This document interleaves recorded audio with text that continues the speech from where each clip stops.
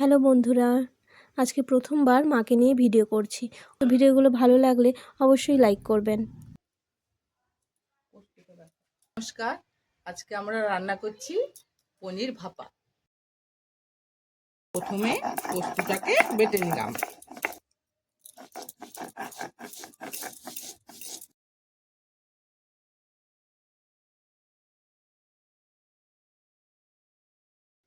প্রথমে আমরা মুসুর ডালটা ভিজিয়ে নিলাম, তারপরে এটা ছেঁকে তুলে বাটবো শিলনোড়ায়।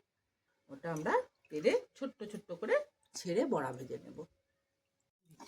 সর্ষের মধ্যে একটু নুন দিলে তেতো লাগে। মা আছে যখন আমার তো কোনো চিন্তাই নেই। পোস্ত বাটা, সর্ষে বাটা এমনিই হয়ে যাবে। আমি একটু পনিরগুলো তার মধ্যে কেটে নিচ্ছি। আমার রান্না করতে গেলেই আমার দুই জামাইয়ের কথা ভীষণ মনে পড়ে। আমার বড় জামাই বুবলু, আমি যাই করি না কেন খুব ভালোবেসে খায়। ও চলে গেলে আমার রান্নাই হয় না, যেন মনে হয় ও আমার পাশে আছে, আমি ওর জন্য রান্না করছি। তখন আমার রান্না করতে খুব ভালো লাগে, আর রান্নাও ভালো হয়।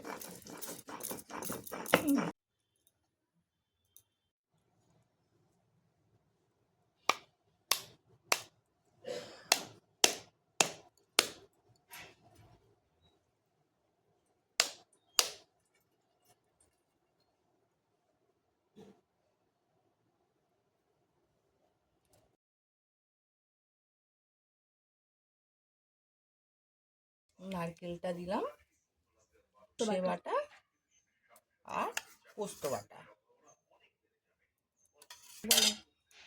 লঙ্কা দিলাম। এরপর গ্রেট করে রাখা পনিরটা দিয়ে দিচ্ছি। পনিরটা দিয়ে দিলাম, সে তেল,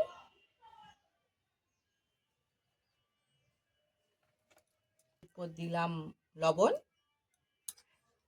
মাখিয়ে নিলাম, সব দিয়ে মিক্সড করে নিলাম। একটু হলুদ আর কালো জিরে দিয়ে আমরা টিফিনটা আটকে বসিয়ে দিচ্ছি।